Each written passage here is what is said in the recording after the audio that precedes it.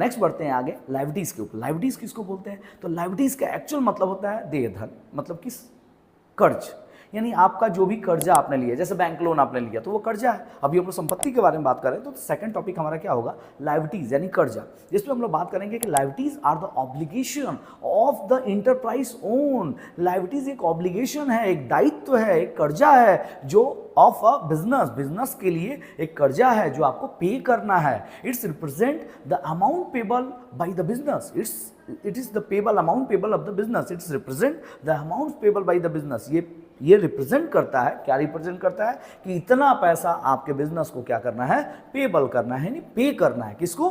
Company को पे करना है, किसी थर्ड पार्टी को या सेकंड पार्टी को, ठीक है। यानी कहने का मतलब है कि आपका कर्जा है। इसमें क्या क्या आ सकता है सर? इसमें सबसे पहले आ सकता है बैंक लोन, बिल्स पेबल, तो बैंक लोन आ सकता है, बिल्स पेबल आ सकता है, क्रेडिटर आ सकता है। क्रेडिटर कौन है सर? जिससे हम लोग उधार में माल खरीदे हैं वो मेरा क्रेडिटर्स है। जैसे एसेट्स में डेटर आ रहा था, डेटर कौन है सर? तो डेटर जिसको हम लोगों ने उधार में माल बेचा है वो हमारा डेटर है। कस्टमर लेकिन जिसको उधार में माल बेचे हैं। क्रेडिटर कौन है? जिससे हमने खुद माल उधार में खरीदा है वो हमारा क्रेडिटर है। तो क्रेडिटर हमारे लिए कर्जा होता है और डेटर हमारे लिए एसेट्स होता है, क्योंकि उससे पैसा लेना है और क्रेडिटर को पैसा देना होता है, ठीक है।